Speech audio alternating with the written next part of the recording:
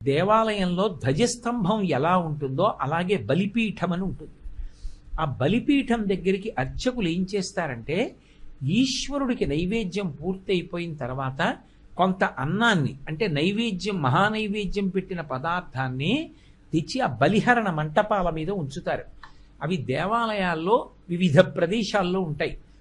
ఆయా ప్రదేశముల యందు ఉంచుతారు. బలిభుక్కులు అంటారు. అవి ఎవరు తినాలి అంటే, అన్నీ ఈశ్వర సృష్టిలో వచ్చినవే. ఉగ్రభూతములు ఉంటాయి, పిశాచాదులు, అవి కూడా తిరుగుతూ ఉంటాయి. వాటికి అన్నం కావాలి, అవి తింటాయి. రెండు కాకులు మొదలైనటువంటి పక్షులు ఉంటాయి, అవి తింటాయి. ఒక్కొక్కచో పిల్లుల్లాంటివి తిరుగుతుంటాయి, అవి కూడా తింటాయి. దేవాలయంలో వాటికి స్థానం లేదని లేదు, ఆ పక్షి కూడా అక్కడికి వచ్చి కాస్త 4 మెతుకులు తిని పెడుతుంది. అంటే ఏ మంత్రంతో సంబంధం లేకుండా, దానికి అధికారం ఉన్నదా లేదా అన్న సంబంధం లేకుండా, శౌచము దానికి ఉన్నదా లేదా అన్న సంబంధం లేకుండా, దేవాలయంలోకి అది ప్రవేశించవచ్చా ప్రవేశించకూడదా అన్న సంబంధం లేకుండా, దానివల్ల దేవాలయానికి పవిత్రత తగ్గుతుందన్నా కూడా అది కూడా వచ్చి తినడానికి అమంత్రకంగా, ఏ మంత్రం లేకుండా అది వచ్చి తిని వెళ్ళిపోవడానికి ఎక్కడ పదార్థం పెడతారో దాన్ని బలిహరణ మంటపాలంటారు. పుట్టినరోజుని ఎలా పడితే అలా జరుపుకోకూడదు. పుట్టినరోజు జరుపుకునేటటువంటి వ్యక్తి ఆ రోజు తెల్లవారుజామున నిద్ర లేచి అభ్యంజన స్నానం చెయ్యాలి. అంటే ఒంటికి నూనె వ్రాసుకుంటే అలక్ష్మి పోతుంది. ఆ నూనె అలదుకొని తలస్నానం చేస్తారు. చేసే ముందు పెద్దవాళ్ళు తల మీద నూనె పెట్టి ఆశీర్వచనం చేయడం, వెన్నుపాము నిమరణం ఆచారంగా వస్తోంది. ఆ స్నానం చేసిన తరువాత ఇష్టదేవతని ఆరాధన చెయ్యాలి. ఇంట్లో కులదైవం ఇష్టదైవం ఉంటారు. ఆ కులదైవాన్ని ఇష్టదైవాన్ని ఆరాధన చెయ్యాలి. చేసిన తరువాత ఆవు పాలలో బెల్లం ముక్క, నల్ల నువ్వులు, ఈ 3 కలిపినటువంటి పదార్థాన్ని మౌనంగా తూర్పు దిక్కుకు తిరిగి కూర్చుని 3 మార్లు చేతిలో ఆచమనం చేస్తే ఎలా తింటామో అలా 3 మార్లు వేసుకుని లోపలికి పుచ్చుకోవాలి. 3 మార్లే. ఎందుచేత అంటే నల్ల నువ్వులు, బెల్లం, ఆవు పాలు కలిసినటువంటి పదార్థాన్ని 3 మాటలు పుచ్చుకుంటే వచ్చే పుట్టినరోజు లోపల ఏదైనా గండకాలం ఉంటే తొలగిపోతుంది అని. కాబట్టి ఈ 3 పదార్థములు కలిసినటువంటి దాన్ని చేతిలో వేసుకుని 3 మార్లు పుచ్చుకోవాలి. పుచ్చుకున్న తర్వాత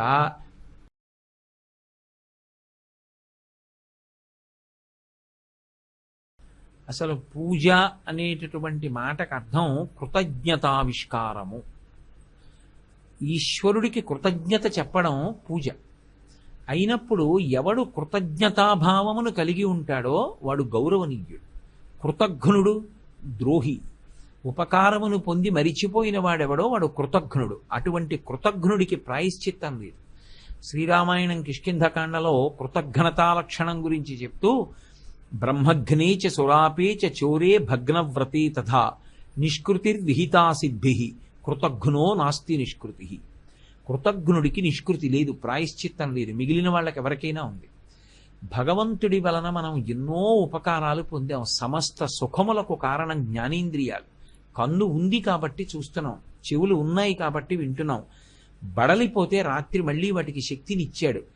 ఆయనకి కృతజ్ఞత చెప్పడానికి పూజ చేస్తాం. కంటికి శక్తి ఇచ్చాడు, దీపం పెడతాం. అలా మిగిలిన ఉపచారాలు. ఈ ఉపచారాలన్నీ ఎవరు కూర్చుని పూజ చేస్తున్నాడో ఆయనే చేస్తాడు. కానీ రాజోపచారములు అన్న మాటకు అర్థం, ఆ ఉపచారాల దగ్గరికి వచ్చేటప్పటికీ ఆ వ్యక్తే చెయ్యాలి అని నియమం లేదు. పక్కన వేరొకరు సహకరిస్తారు రాజోపచారాల్లో. కొన్ని తాను చెయ్యవచ్చు. ఛత్రం ధారయామి అన్నాను అనుకోండి, ఓ గొడుగు పట్టుకుంటాం. గొడుగు పట్టుకున్నప్పుడు పూజ చేస్తున్న నేనే గొడుగు పట్టవచ్చు. ఏదో చామరాన్వి చేయామి, చామరం నేనే వేస్తాను. గీతం శ్రావయామి అన్నాను అనుకోండి, పాట పాడమని, అది రాజోపచారం. అప్పుడు పూజ చేస్తున్నవాడు ఏం చేస్తాడు? కూర్చుంటాడంతే మౌనంగా. మంత్రం చెప్పేవాడు ఏమి చేయడు, కూర్చుంటాడు. ఒకవేళ మంత్రం బ్రహ్మస్థానంలో ఉన్న వాళ్ళు చెప్తున్నారు, పూజ యజమాని చేస్తున్నాడు అని భావన చేస్తే ఇద్దరూ ఊరుకుంటారు.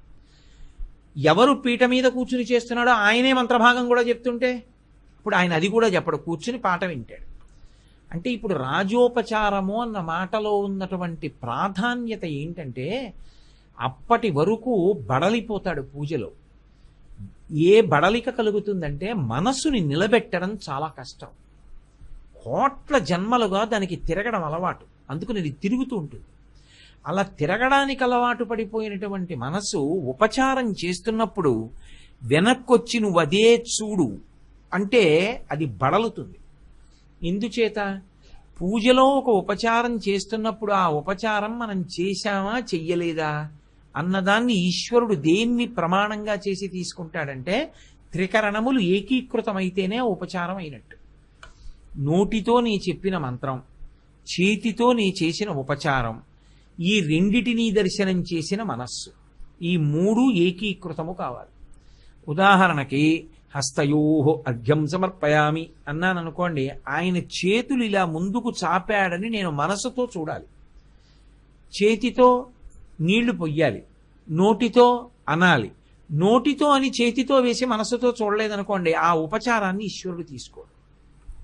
మనసు ప్రధానం. మీరు అదే పనిగా మనసుని తీసుకొచ్చి అక్కడ నిలబెట్టడంలో మనసు బడలిపోతుంది. అంత తేలిక కాదు దాన్ని అలా తీసుకురావడం. ఇప్పుడు అది రంజిల్లుతూ ఈశ్వరుడు యందు బాగా నిలబడాలి అంటే కొద్దిగా దానికి వ్యవధానం కల్పిస్తారు, కొంచెం అది విశ్రాంతి పొందడానికి అవకాశం ఇస్తారు. లేకపోతే అది ఏం చేస్తుందంటే రెండో రోజు పూజకు మొరాయిస్తుంది. నువ్వు నన్ను ఇలాగే ఇబ్బంది పెడతావు, అక్కడే ఉండి నిగ్రహిస్తావు, నేను రానంటు. అందుకే ఏం చేస్తారంటే గీతం శ్రావయామి అంటారు. కూతురో కోడలో భార్యో కంజదలాయతాక్షి అని ఓ కీర్తన పాడతారు. ఆ కీర్తన పాడుతుంటే ఇప్పుడు ఈయన శరీరానికి విశ్రాంతి, మనస్సుకి విశ్రాంతి. కళ్ళు మూసుకుని చెక్కిటి చెయ్యి చేర్చి పాట వింటాడు. కంజదలాయతాక్షి కామాక్షి అన్నప్పుడు ఆ కామాక్షి వైభవాన్ని కీర్తనలో ఉన్నదాన్ని మనసులో భావన చేస్తాడు. కష్టపడి కాదు, అది వింటూ ఉండగా అప్పటి వరకు అలవాటు పడిన మనసు తనంత తానే కామాక్షి ఊహాచిత్రాన్ని గీసుకుంటూ చూస్తుంది. అది రంజకత్వంతో ఉంటుంది పాట. అందుకని చాలా సంతోషించి ఉత్సాహాన్ని పొందుతుంది. ఏదో వాద్యం ఘోషయామి అన్నాను అనుకోండి, ఓ ఘంటానాదమో శంఖనాదమో ఏదో చేశారనుకోండి, మృదంగమో వేణువో వాయించారనుకోండి, అది మళ్ళీ రంజకత్వాన్ని పొందుతుంది, మళ్ళీ సంతోషిస్తుంది. కానీ ఆ వేణువు వాయిస్తున్నప్పుడు ఏ కీర్తన వాయిస్తున్నాడు ఆయన అని పట్టుకోవడానికి ప్రయత్నిస్తుంది. అల మురళీరవ వాజిత కూజిత కోకిల మంజుల మంజురతే అని పాడుతున్నాడు అనుకోండి, ఇది మహిషాసుర మర్దని అష్టకంలోది అని పట్టుకుంటుంది. పట్టుకుని దాని అర్థం తెలుసుకోవడానికి అబ్బాయి ఎంత బాగుందో వేణువు మీద వింటుంటే అని భగవన్నామ సంకీర్తనాన్ని చెవులతో విని సంతోషిస్తుంది. నృత్యం దర్శయామి అన్నారనుకోండి, అదేదో అర్థం పర్థం లేని నృత్యాలు చేయరప్పుడు. కస్తూరీ తిలకం లలాట ఫలకే వక్షస్థలే కౌస్తుభం నాసాగ్రే నవమౌక్తికం కరతలే వేణుం కరే కంకణం అని అభినయం చేస్తోంది ఒక ఆవిడ. ఇప్పుడు కస్తూరీ తిలకం లలాట ఫలకే అని ఇలా చూపించింది. ఇప్పుడు మీకు చేస్తున్న నర్తకి కనపడుతుందా? కృష్ణుడి యొక్క పాలభాగమునందు ఆయన తిలకం తీర్చిదిద్దుకోవడం కనపడుతుందా? కృష్ణుడి యొక్క లలాటమునందు ఆ పుండ్రములు ఎలా పెట్టుకుంటాడు అనేటటువంటిది కనపడుతూ ఉంటుంది. వక్షస్థలే కౌస్తుభం, ఆవిడ వక్షస్థలంలో ఉన్న కౌస్తుభాన్ని నర్తించి చూపిస్తుంది. కానీ మనకెవరు కనపడతారు ఇక్కడ? కౌస్తుభమణి వక్షస్థలమునందు ప్రకాశిస్తున్న కృష్ణుడు కనపడుతూ ఉంటాడు. రంజకత్వంతో మనసు మాత్రం భగవంతుడి దగ్గరే ఉండేటట్టుగా చూస్తారు. అంటే ఆట విడుపు ఇస్తూ అలాగని దాని ఇష్టం వచ్చినట్టు సంసారం వైపుకి పరిగెత్తేయకుండా భగవంతుడి వైపుకే ఉండేటట్టు, బడలిక తీరేటట్టు, ఈశ్వరుడికి కూడా బడలిక తీరేటట్టు. అంటే ఈశ్వరుడికి బడలిక ఉంటుందా అండి? ఉంటుందని చెప్పింది శాస్త్రం. దేని చేత ఉంటుంది అంటే ఆయనకి తీసుకొచ్చి అభిషేకం చేసినప్పుడు ఆయనకి కూడా బడలిక ఉంటుంది. ప్రాణప్రతిష్ఠ చేసి అస్మిన్ బింబేస్మిన్ సన్నిధింకురు అని మీరు అడిగినప్పుడు ఆ చైతన్యం అందులో ఉండి అంతసేపు స్నానం అవి చేయిస్తే ఆయన కూడా బడలుతాడు. ఆ బడలిక దేని చేత తీరుతుంది అంటే చామరం వేయడం చేత తీరుతుంది. అందుచేత ఆయనకి బడలిక తీరుతుంది, మన మనసుకి బడలిక తీరుతుంది. తీరి భగవంతుని యందు లగ్నమవ్వడానికి కావలసిన సావకాశాన్ని పొందుతుంది. అలాగనే ఆయన వదిలేదు. మళ్ళీ ఉత్సాహాన్ని పొంది మళ్ళీ సిద్ధపడుతుంది. ఇప్పుడు పునఃపూజ అన్నాను అనుకోండి. అందుకే అంతా అయిపోయాక మళ్ళీ పునఃపూజ అంటారు. అంటే మళ్ళీ ఉత్సాహంగా పునఃపూజ అంతా చేయగలవా? లఘువుగా చేసేస్తారు ఈసారి. సహస్రశీర్ష పురుష ఇవన్నీ చెప్పరు.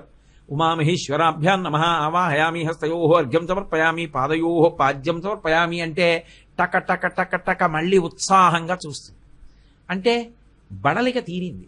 బడలిక తీరిందంటే కాసేపు పడుకుని రాలేదు, భగవంతుని యందే మనసుంచి బడలిక తీరింది.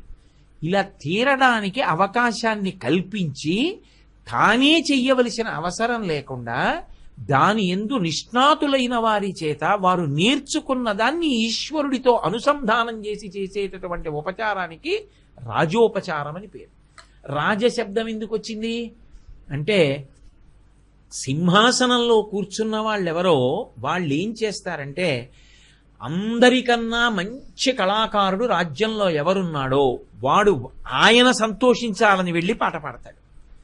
మంచి సంగీత విద్వాంసుడు ఉన్నాడు, ఆయన సంతోషం ఎప్పుడు మహారాజు గారి దగ్గరికి వెళ్ళి కచేరీ చేసి రాజుగారి విని సహబాష్ అన్నాడు అనుకోండి, సంతోషం.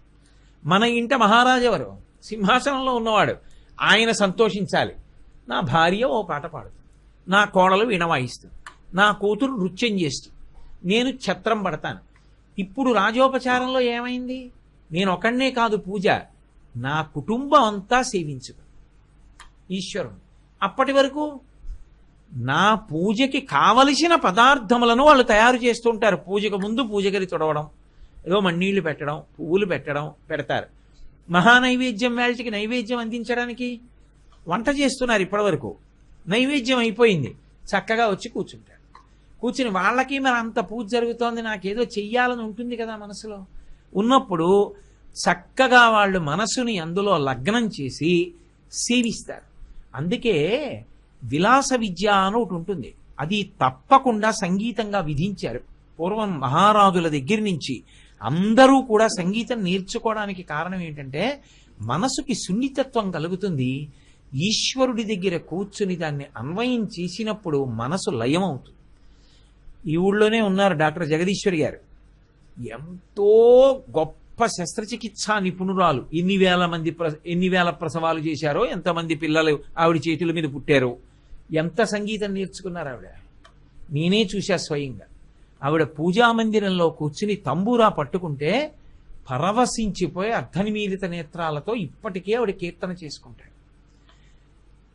ఆవిడ అంత తీరుబడి లేని వృత్తిలో ఉన్నప్పటికీ కూడా నేర్చుకున్న సంగీతం ఎందుకు పనికొచ్చిందంటే భగవంతుని యందు తాదాత్మ్యత పొందడానికి పనికొచ్చింది.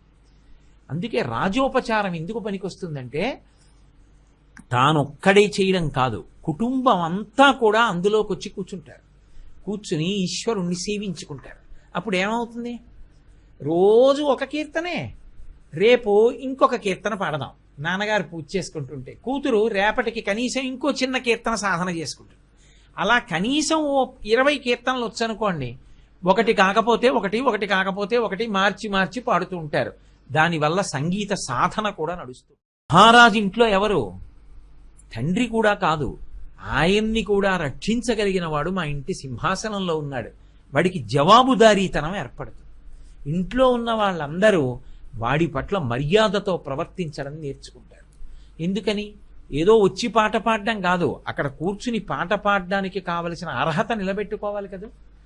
ఇది భక్తిని పెంపొందింపజేస్తుంది. రెండు సమాజంలో వివిధ రంగాలలో మంచి నిష్ణాతులైన కళాకారులు ఉంటారు.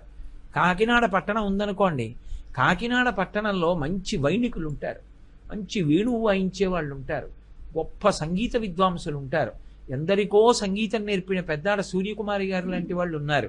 అప్పుడు ఏం చేస్తారు? దేవాలయంలో పూజ చేసేటప్పుడు రాజోపచారాలు వాళ్ళకి ఇస్తారు. ఇస్తే వాళ్ళు చక్కగా భగవతి ముందు నృత్యం చేస్తారు, సంగీతం పాడతారు, వాద్యాన్ని మ్రోగిస్తారు. వాళ్ళు సంతోషాన్ని పొందుతారు, మేము దేవాలయంలో సేవ చేయగలిగామని. దేవాలయం అందరినీ హక్కున చేర్చుకుంటుంది. అందుకే ఎదురుగుండా ఎప్పుడూ రాజోపచారాల కోసం ఒక మంటపాన్ని నిర్మాణం చేస్తారు. మీరు ఇప్పటికీ ప్రాచీన దేవాలయాలు, రామప్ప దేవాలయం కానీ, హంపి విజయనగరంలో ఉన్నటువంటి దేవాలయాలు కానీ చూస్తే, ఒకప్పుడు కృష్ణదేవరాయల వారి భార్య రెండో భార్య ఆ తిరుమలదేవి చిన్నాదేవుల్లో చిన్నాదేవి నృత్యం చేసేది. ఆవిడ నృత్యం చేస్తున్నప్పుడు మళ్ళీ సంగీత పరికరాలు పట్టుకుని వచ్చి కూర్చోవలసిన అవసరం లేకుండా రాతి స్తంభాలు చెక్కి బట్ట పట్టుకుంటే మహారాజు ఒక్కడే కూర్చునేవాడు. ఎందుకని ఆవిడ మహారాణి. మరి ఆవిడ నృత్యం చేస్తుంటే ఇక మిగిలిన వాళ్ళు చూసేవారు కాదు, భగవంతుడు మాత్రం చూడాలి. అందుకే స్వామి ఎదురుగుండా ఆవిడ నృత్యం చేస్తుంటే పెద్ద బట్ట పట్టుకునేవారు, రాయుల వారు ఒక్కరూ లోపల కూర్చునేవారు మిగిలిన అంతఃపుర పరివారంతో. బయట సంగీత విద్వాంసులు పాట పాడుతుంటే దానికి అనుగుణంగా సంగీత స్తంభాల మీదే వాయించేవారు. అందుకే సంగీత స్తంభాలు దేవాలయాల్లో ఉండడానికి కారణం అది. మహారాజు తన భార్య అయినా సరే తీసుకెళ్లి దేవాలయంలో రాజోపచారం చేయించి ఆమె కూడా తరించడానికి మార్గం సుగమం చేసేవాడు. దానివల్ల వచ్చే లక్షణం ఏంటంటే అంత పెద్ద సభలో ఆ దేవాలయంలో ఆవిడ ఎంత గొప్పగా పాడిందో, వచ్చే ఏడాదికి కనీసం నేను కూడా ఓ కీర్తన పాడాలి, మిగిలిన వారికి అనురక్తి కలుగుతుంది. ఇది రాజోపచారముల చేత సంస్కృతి విస్తరిస్తుంది, సంస్కృతి నిలబడుతుంది. ఇల్లంతా కూడా సింహాసనానికి వినయంతో సేవ చేసే అవకాశం కలుగుతుంది. అందుకే పూజలో రాజోపచారాలకి అంత ప్రాధాన్యత. ఒకవేళ అవన్నీ చేయలేకపోతే అప్పుడు ఒక లక్షణం ఉంటుంది. ఏం చేస్తారంటే మనసుతో భావన చేసి అక్షత ఒక్కటి సమర్పిస్తారు. మిగిలిన సింహాసనం సమర్పయామి అన్నప్పుడు అక్షత ఎలా వేశావో అలాగే కనీసం ఛత్రం ధారయామి చామరం విజయామికి ఇంట్లో ఛత్రం చామరం ఉండాలి. గజాన్నారోహయామి అన్నాను అనుకోండి, నిజంగా ఏనుగు తెచ్చి ఎక్కించలేకపోవచ్చు, కానీ ఆ ఏనుగు తీసుకొచ్చి అక్కడ పెట్టినప్పుడు ఇలా పెట్టి తీయడం కాదు, ఏనుగు మీద పరమేశ్వరుడు ఎక్కితే ఆయన ఆ ఏనుగు మీద నడిచి ఆ ఏనుగు వెడితే ఆయన కూడా ఏనుగు మీద వెడుతుంటే ఎలా ఉంటుంది అన్నది అర్చకుడు భావించాడు అనుకోండి, అప్పుడు ఆ ఏనుగుని చూపించడంలో తేడా వస్తుంది. మీకు నేను ఒక ఉదాహరణ చెప్పాలంటే, విశాఖపట్నం కొమ్మాదిలో అష్టలక్ష్మీ నారాయణ దేవాలయం, వైశాఖేశ్వర మంగళగౌరీ దేవాలయం ఒకే ప్రాంగణంలో ఉన్నాయి. వైశాఖేశ్వర దేవాలయంలో స్ఫటికలింగం, ఆ స్ఫటికలింగం దగ్గర అర్చన చేసేటటువంటి ఒక అర్చకుడు ఉంటాడు శివాలయంలో. ఆయన అభిషేకం అంతా అయిపోయాక రాజోపచారాలు చేస్తాడు. గజాన్నారోహయామి అన్నారనుకోండి, ఆయన ఏనుగుని ఇలా చూపించి పక్కనెట్టడు. ఆయన ఏం చేస్తాడంటే ఆ ఏనుగుని చక్కగా పట్టుకుని అలా స్వామి దగ్గరికి తీసుకెళ్ళి ఇలా కిందకి పెట్టి ఆపుతాడు. అంటే ఆ ఏనుగు కాలు మడిచిందని, దాని చెవి పట్టుకుని మహారాజు హుందాగా పైకెక్కి కూర్చున్నాడని, పరమశివుడు అలా కూర్చున్నప్పుడు ఆయన గంటలు మోగాయని, ప్రమదగణాలన్నీ శంఖనాదం చేశాయని భావన చేస్తాడు. ఆ ఏనుగు నడిచి ఒక్కసారి రాసవీధులలో తిరుగుతున్నట్టుగా ఇలా ఇలా ఇలా దిగొచ్చి అది అలా వీధిలో తిరిగినట్టుగా భావన చేసి మళ్ళీ అలా తీసుకెడతాడు. అంటే పరమశివుడు కిందకి దిగాడు, వెళ్ళి సింహాసనంలో కూర్చున్నాడు. ఏనుగు ఇలా తిప్పడు, పృష్ఠభాగం చూపించాడు, ఇలా తిప్పి ఇలా ఇలా ఇలా వెనక్కి వచ్చి ఏనుగు నించుంటుంది. అంటే దాని స్థానంలోకి వెళ్ళిపోతుంది. ఏనుగు మీద శంకరుడు వెళ్ళడాన్ని ఓసారి ఊహిస్తాడు. అది రాజోపచారం. ఉత్తినే ఏనుగు తీసుకెళ్ళి ఇలా పెట్టి ఇలా తీస్తే ఇంకేం రాజో, ఎందుకది? భావన చెయ్యాలి, మనసు ప్రధానం. అలా భావన చేస్తే మనసు ఉల్లాసాన్ని పొందుతుంది రాజోపచారంలో. తనకి తెలియకుండానే బడలిక పోగొట్టుకుంటుంది, మళ్ళీ ఉత్సాహాన్ని పుంజుకుంటుంది పునఃపూజకి. ఇది నిలబెట్టడానికి రాజోపచారాలకి ఎంతో ప్రాధాన్యత వచ్చింది. శ్రీ గురుభ్యో నమః. గురువుగారు, ప్రమాణం అనగానేమి, అవి ఎన్ని విధాలు? ప్రమాణం అనగానేమి, అది ఎన్ని విధములు, అది ప్రశ్న. ప్రమాణము అన్న మాటకు అర్థం ఉట్టు పెట్టడము అని కాదు. ప్రమాణము అంటే దీనిని నువ్వు సందేహించవలసిన అవసరం లేదు, ఇది చెప్పిన బాటలో ప్రయాణం చేయి, చేరవలసినటువంటి లక్ష్యాన్ని చేరుకుంటాం. అలా చెప్పగలిగిన అధికారం దేనికి ఉంటుందో దాన్ని ప్రమాణవాక్కు అని పిలుస్తారు. లోకంలో ప్రమాణం ఏది అంటే వేదమే. వేదమే ప్రమాణం. వేదం పరమేశ్వరుడి యొక్క ఊపిరి. ఈశ్వరుడు ఊపిరి విడిచిపెట్టకుండా ఆయన కూడా మాట్లాడ్డం. ఎందుకంటే నేను మాట్లాడాలి అంటే ఊపిరి ముందు తీస్తే అప్పుడు ఊపిరి వ్యయం చేస్తూ మాట్లాడతాను తప్ప ఊపిరి తీస్తూ మాట్లాడండి అన్నారనుకోండి, సాధ్యం కాదు. ఊపిరి తీసి ఆ ఊపిరిని వ్యయం చేస్తాను వాక్కుగా. భగవంతుడు కూడా ఉచ్ఛ్వాస అంటే ఊపిరి పీల్చి దాన్ని వ్యయం చేస్తూ మాట్లాడాడు. దేని గురించి మాట్లాడాడు అంటే మనిషి తరించడం అంటారు. తరించడం అంటే దాటడం. ఏటిని తరించాడు అంటే ఏటిని దాటాడు. ఎలా దాటుతారు? ఏదో ఒక సాధనం, ఓ తెప్పో, ఓ ఓడో, ఓ మనిషి భుజాల మీదో, ఓ ఈతగాడి వీపు మీదో ఎక్కి దాటతారు. దేన్ని దాటడానికి ప్రమాణం? జనన మరణ చక్రమును దాటడానికి, సంసారమును తరించడానికి, ఈశ్వరుణ్ణి చేరుకోవడానికి. ఏ మార్గంలో వెళ్ళాలి? ఆ మార్గము చెప్పగలిగినది ఏది అంటే భగవంతుని యొక్క ఊపిరి రూపమైనటువంటి వేదమొక్కటే. అందుకే వేదమే ప్రమాణం. వేదము ఏం చెప్పిందో అలా నడుచుకోవాలి. వేదం ఏం చెప్పిందో అలా ప్రవర్తించాలి. వేదం ఏం చెప్పిందో దాన్ని తెలుసుకునే ప్రయత్నం నిరంతరం చెయ్యాలి. వేద విరుద్ధమైనటువంటి వాదన ఎప్పుడూ చెయ్యకూడదు. అందుకే శంకరాచార్యుల వారు అవతార పరిసమాప్తి చేస్తూ వేదో నిత్యమధీయతాం తదుదితం కర్మ స్వనుష్ఠీయతాం అంటారు. వేదాన్ని ప్రతిరోజు వినండి, చదువుకోండి, అర్థం తెలుసుకోండి. ఆ వేదము ఎలా చెప్పిందో అలాగే మీరు కర్మ చెయ్యండి, పని చెయ్యండి. దుస్తర్కాస్తు విరంయతాం. ఆ వేదం ప్రమాణం ఏమిటి? వ్యాసుడు ప్రమాణం ఏమిటి? ఈ దుస్తర్కాన్ని విడిచిపెట్టు. ఇట్లాంటి అక్కరలేనటువంటి వాదనల జోలికి వెళ్ళవద్దు. వేదాన్ని వేద విభాగం చేసినటువంటి వ్యాసుడికి అపారమైన గౌరవం ఇవ్వడం నేర్చుకో జీవితంలో. దుస్తర్కాస్తు విరంయతాం. ఎప్పుడైనా మనకున్నటువంటి శక్తిని దేని కొరకు వాడాలి? శృతిని సమర్థించడానికే, వేదాన్ని సమర్థించడానికే ఎప్పుడూ కూడా తన యొక్క శక్తిని ఉపయోగించాలి. కాబట్టి లోకంలో ప్రమాణవాక్యేది అంటే వేదము. వేదం అంతా నేను ఎలా చదువుకుంటానండి, లేకపోతే నేను వేదం అంతా ఎలా వినగలను, నాకు ఎలా అర్థమవుతుంది అని బెంగ పెట్టుకుంటారేమోనని కలియుగంలో వ్యక్తులకు ఉండేటటువంటి ఆయుర్దాయాన్ని దృష్టిలో పెట్టుకుని అనంతమైన వేదరాశిని వ్యాస భగవానుడు 4గా విభాగం చేశాడు. ఇందులో నువ్వు ఏ వేదంలో పుట్టావో కనీసం ఆ వేదం చదువుకునే ప్రయత్నం చెయ్యి, చాలు. అందుకని ఋగ్వేదము, యజుర్వేదము, సామవేదము, అథర్వణ వేదము అని 4గా విభాగం చేశాడు. నేను వేదమంతా కూడా చదువుకోలేదు. వేదం చదువుకోకపోతే ఇబ్బంది కాదు, కనీసం వేదం వినలేదు, వేదం ఏం చెప్పిందో కూడా తెలుసుకోలేదు. మరి ఎలా అంటే అప్పుడు శృతి వేదము ప్రమాణముగా నీకు తెలియకపోతే స్మృతి ప్రమాణమవుతుంది. స్మృతి అంటే వేదంలో ఉన్నటువంటి ప్రధానమైనటువంటి విషయాలు ఏ ఉంటాయో నిత్య జీవితంలో ఆచరించవలసినవి, దాన్ని ఋషులు క్రోడీకరిస్తారు. ప్రధానమైన విషయాలు పైకి తీస్తారు, తీసి సంకలనం చేస్తారు. మనుస్మృతి, యాజ్ఞవల్క స్మృతి, అత్రి స్మృతి, గౌతమ స్మృతి. ఒక్కొక్క ఋషి వేదాంతర్గతమైనటువంటి ఆచారకాండ తరించడానికి సంబంధించిన విషయాలు తీసి సంకలనం చేస్తాడు. అది ఆ ఋషి పేరు మీద స్మృతిగా వస్తుంది. శృతి తెలియకపోతే, శృతి అంటే వేదం, స్మృతి, శృతి స్మృతి రెండూ కూడా నాకు తెలియదు అంటే పురాణం. మూడవది పురాణం ప్రమాణం.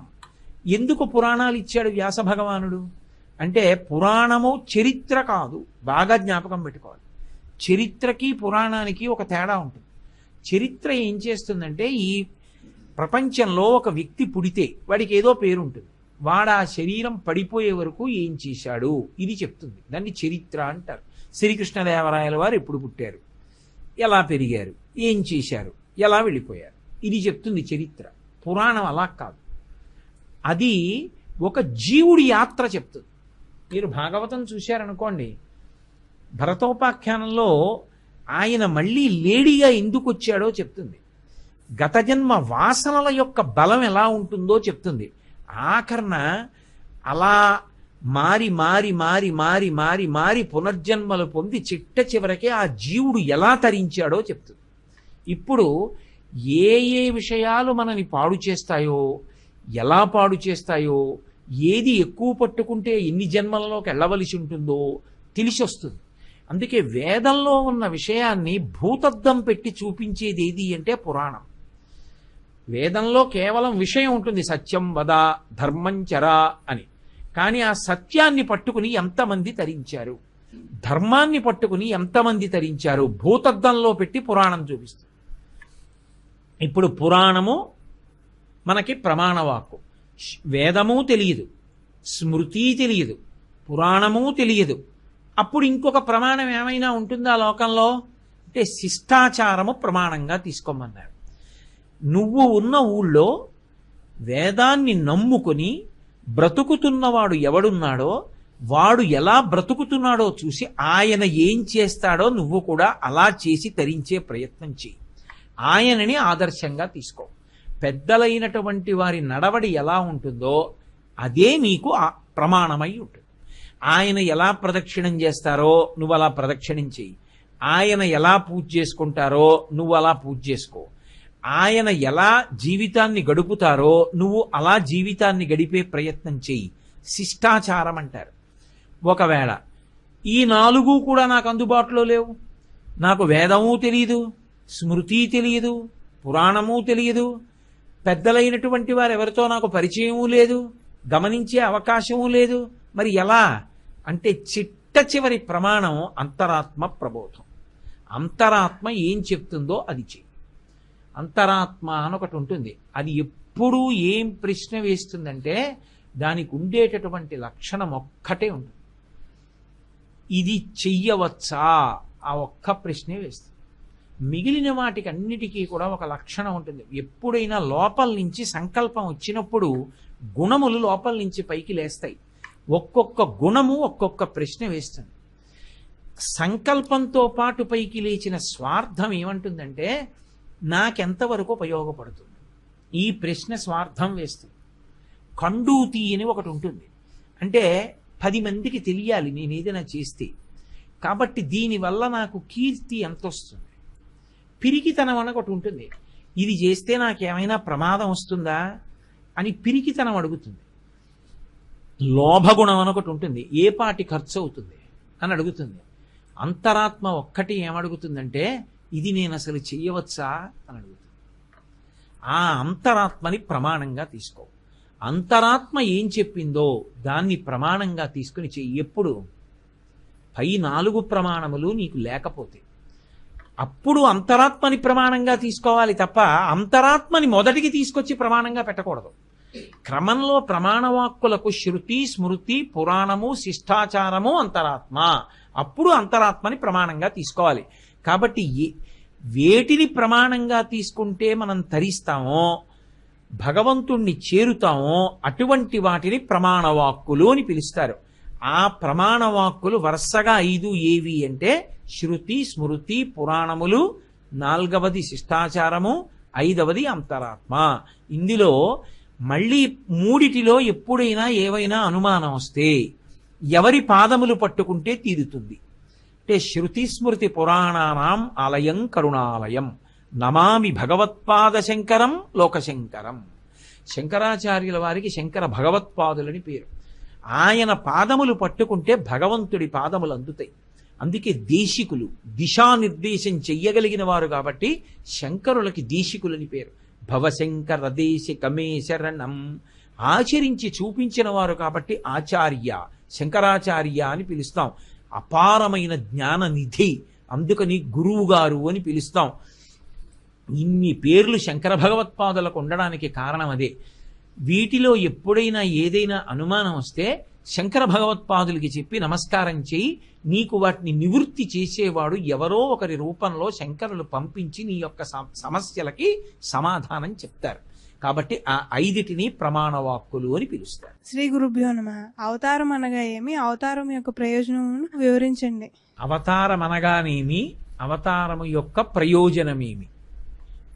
సాధారణంగా ఆయన అవతారం అండి అంటుంటారు, భగవంతుడు అవతరించాడు అంటుంటారు. అవతారము అనేటటువంటి మాట సాధారణంగా అన్వయం ఎవరికి అవుతుందంటే శ్రీ మహావిష్ణువుకి, అమ్మవారికి అన్వయం అవుతుంది. ఎందుచేత? అవతారము అంటే ఏది ఈ కంటికి కనపడదో అది కంటికి తనంత తాను కనపడడానికి యోగ్యంగా దిగొచ్చేస్తే మన ప్రయత్నం లేకుండా దానికి అవతారం అని పేరు.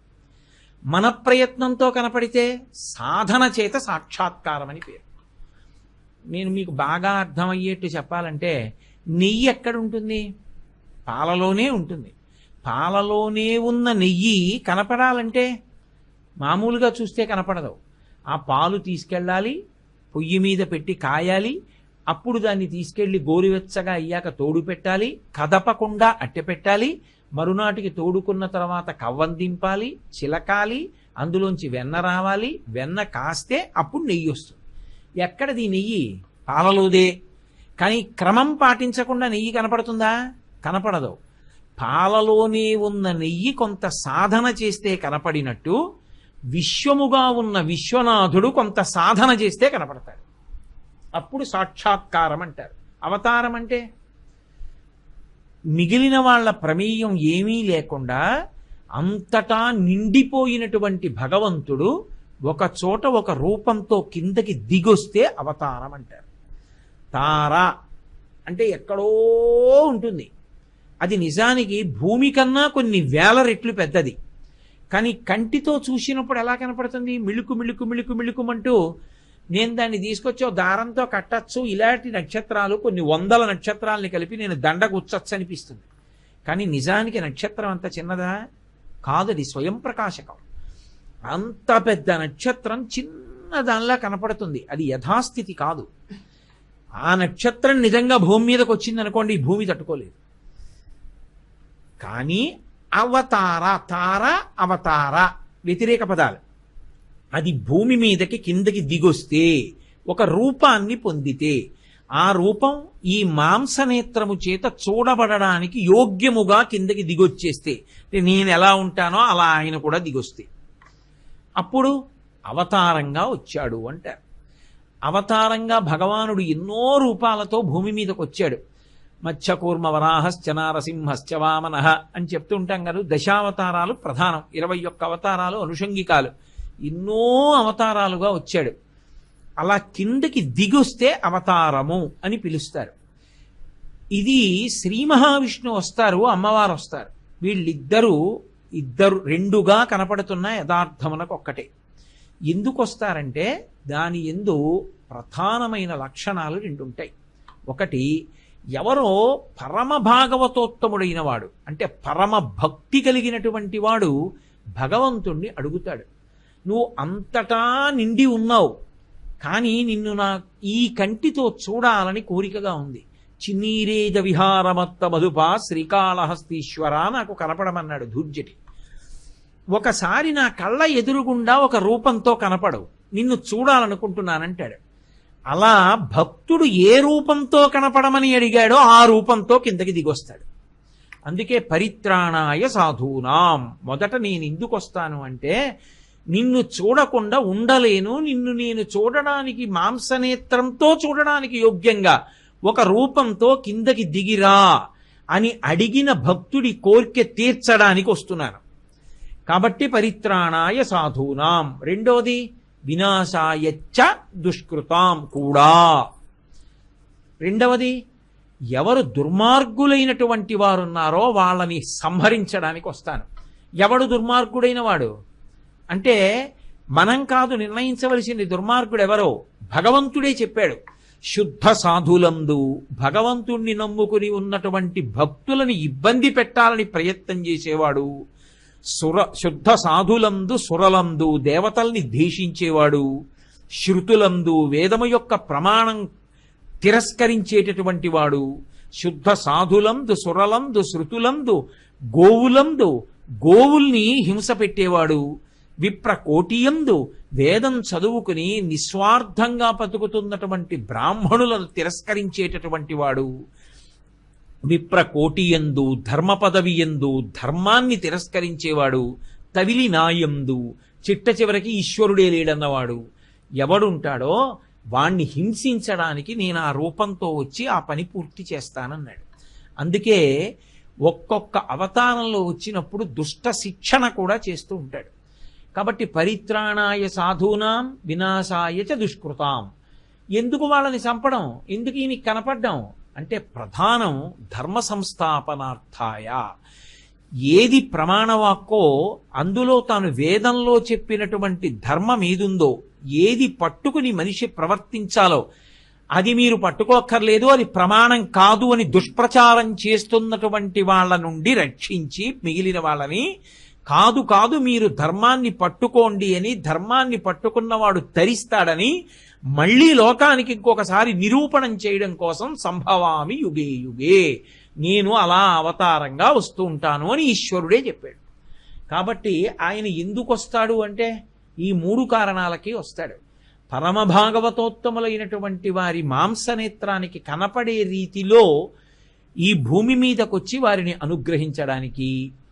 2, ఎవరెవరు వేద ప్రమాణాన్ని తిరస్కరించి భాగవతోత్తముల్ని ఇబ్బంది పెడతారో అటువంటి వారికి ఆపద కల్పించి వాళ్ళని సంహరించడానికి.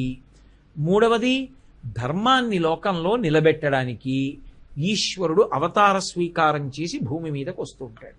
దానికి అవతారమని, అవతార ప్రయోజనమని పిలుస్తూ ఉంటారు. ఏమ్మా గురుగారు, వారానికి ఆ పేర్లు ఎట్లా వచ్చాయో తెలియపెప్పవలసిందిగా కోరుచున్నాను. వారాలకి ఆ పేర్లు ఎలా వచ్చాయి? వారాలు మనకి 7 ఉన్నాయి. ఆదివారము, సోమవారము, మంగళవారము, బుధవారము, గురువారము, శుక్రవారము, శనివారము. ఈ 7 రోజులకి ఆ పేర్లు ఎలా వచ్చాయి అన్నది ఆయన ప్రశ్న. ఇందులో మనం జాగ్రత్తగా తెలుసుకోవలసిన విషయం ఏమిటంటే, ఋషులు హోరాకాలం కింద విడగొట్టారు కాలాన్ని. ఒక్కొక్క హోరా ఇంచుమించు ఒక్కొక్క గంట సేపు ఉంటుంది. 24 హోరలు ఒక రోజుకు ఉంటాయి. అంటే 24 గంటల కాలంలో 24 హోరలు నడుస్తాయి. అసలు ఒక పని ఈ సమయంలో చెయ్యాలా, ఈ సమయంలో చేయకూడదా అంటే దేన్ని బట్టి నిర్ణయం చేస్తారంటే హోరాకాలాన్ని బట్టి నిర్ణయిస్తారు. అప్పుడు ఏ హోర నడుస్తోందో చూస్తారు. చూసి అప్పుడు నడుస్తున్నటువంటి హోరయందు దేని తేజస్సు ప్రకాశిస్తోంది అన్న దాన్ని బట్టి పనిచేస్తారు. నేను మీకు ఒక ఉదాహరణ చెప్పాలంటే, వరుస క్రమంలో ఒక 7 హోరలు ఉంటాయి. అందులో మొట్టమొదటి హోర సూర్యహోర, 2వ హోర శుక్రహోర, 3వ హోర బుధహోర, 4వ హోర చంద్రహోర, 5వ హోర శనిహోర, 6వ హోర గురుహోర, 7వ హోర కుజహోర. రాహువు కేతువు హోరాకాలంలోకి రారు. ఈ 7 హోరలుగా చెప్పబడతాయి. ఇందులో ఈ 7 మళ్ళీ మళ్ళీ తిరుగుతూ ఉంటాయి. ఉదాహరణకి ఆదివారం ఉందనుకోండి, ఆదివారం నాడు మొట్టమొదటి హోరలో సూర్యుడు ఉంటాడు. సూర్యుడితో కూడుకున్నటువంటి హోరాకాలంతో ఆ రోజు మొదలవుతుంది. కాబట్టి దాన్ని రవివారము, భానువారము, ఆదివారము అని పిలుస్తారు. ఇప్పుడు 24 గంటలు కదా, 24 హోరలు కదా ఉంటాయి. ఇప్పుడు వరుసగా 3 ఏళ్ళు 21 ఇవే తిరుగుతాయి. మళ్ళీ సూర్యుడితో మొదలుపెట్టి సూర్యహోర మొదటి గంటలో అయిపోతుంది. అయిపోగానే దాని పక్కనే శుక్రహోర వస్తుంది, 2వ గంట అయిపోతుంది. శుక్రహోర అయిపోగానే బుధహోర వస్తుంది, 3వ గంట అయిపోతుంది. చంద్రహోర వస్తుంది, 4వ గంట అయిపోతుంది. శనిహోర వస్తుంది, 5వ గంట అయిపోతుంది. 6వ గంట దగ్గరికి వచ్చేటప్పటికి గురుహోర వస్తుంది, అయిపోతుంది. 7వ హోర దగ్గరికి వచ్చేటప్పటికి కుజహోర వస్తుంది, 7వ గంట అయిపోతుంది. ఇప్పుడు 7 గంటలు అయిపోయాక 8వ గంట మొదలవుతుంది. మొదలైనప్పుడు మళ్ళీ ఏ హోర రావాలి? మళ్ళీ మొదటి హోర వస్తుంది, అంటే సూర్యహోర వస్తుంది. మళ్ళీ ఇలా వరుస క్రమంలో తిరుగుతాయి. ఇప్పుడు 3 ఏళ్ళు 21 అయిపోయాయి. అప్పుడు 22వ హోర ఏది? సూర్యహోర. 23వ హోర శుక్రహోర, 24వ హోర బుధహోర, 25వ హోర చంద్రహోర. అంటే 24 హోరలు ఆదివారం అయిపోయాయి. 25వ హోర అంటే 2వ రోజు మొట్టమొదట ప్రారంభ కాలానికి ఏ హోర ఉంది? చంద్రహోర ఉంది. చంద్రుడికి సోముడని పేరు, అందుకని చంద్రహోరతో మొదలవుతోంది కాబట్టి సోమవారం అని వస్తుంది పేరు. ఇప్పుడు మళ్ళీ అలా తిరిగాయి అనుకోండి హోరలు. మళ్ళీ తిరిగేటప్పటికి మళ్ళీ 24 గంటలు అయిపోయి మళ్ళీ మర్నాడు ఉదయం ప్రారంభం గంటకి ఆ హోర దగ్గరికి వచ్చేటప్పటికి కుజహోర వస్తుంది. అప్పుడు మంగళవారం అని పిలుస్తారు. కుజహోరతో ప్రారంభం అవుతుంది. అలా ఆదివారం నాడు రవిహోర, సోమవారం నాడు చంద్రహోర, మంగళవారం నాడు కుజహోర, బుధవారం నాడు బుధహోర, గురువారం నాడు గురుహోర, శుక్రవారం నాడు శుక్రహోర, శనివారం నాడు శనిహోర. ఈ 7 రోజుల యొక్క ప్రారంభ కాలమునందు మొదటి హోరలో ఆయా హోరలతో ప్రారంభం అవుతాయి. ప్రారంభం అవుతాయి కాబట్టి ఆ వారాలకి కూడా అవే పేర్లు వస్తాయి. ఇప్పుడు లెక్క కట్టుకున్నప్పుడు ఏం చేస్తారంటే, మీరు ఇప్పుడు ఈ సమయంలో ఏం చెయ్యాలి అనుకున్నారనుకోండి, పంచాంగం పక్కన లేనప్పుడు ఏం చేస్తారంటే ఏ హోరాకాలం నడుస్తోందో లెక్క కట్టుకుంటారు. ఆ హోరలకి సంబంధించి ఆ గ్రహాలకి సంబంధించి కొంత జ్ఞానం ఉండాలి. అందుకే ఆ జ్ఞానం ఉందనుకోండి, ఇప్పుడు నేను ఒక పని సంకల్పం చేస్తే ఆ పని ఈ హోరలో చెయ్యవచ్చా ఆలోచిస్తారు. ఏదో ఇప్పుడు ఒక ప్రత్యేకమైన హోర నడుస్తుంది అనుకోండి, ఆ హోరలో ఆ పని చెయ్యవచ్చా అంటే వద్దు, ఆ హోరకి ఆ పనికి మంచిది కాదు, అది ఫలవంతం కాదంటే ఆ హోర వదిలేస్తారు. వదిలి తరువాతి హోర వరకు ఎదురు చూస్తారు, ఎదురు చూసి పెడతారు. కాబట్టి హోర అనేటటువంటిది అత్యంత ప్రధానం జ్యోతిష శాస్త్రంలో. ఆ హోరలతో ప్రారంభమైనటువంటివి కాబట్టి వారములు అని పేరు. ఈ వారములు ఆ హోరల యొక్క ప్రారంభంతో కలిసి ఆ పేర్ల మీద పిలవబడుతూ 7 రోజులుగా వస్తాయి. మీకు అర్థమైంది అనుకుంటున్నాను. ఓం శ్రీ గురుభ్యో నమః.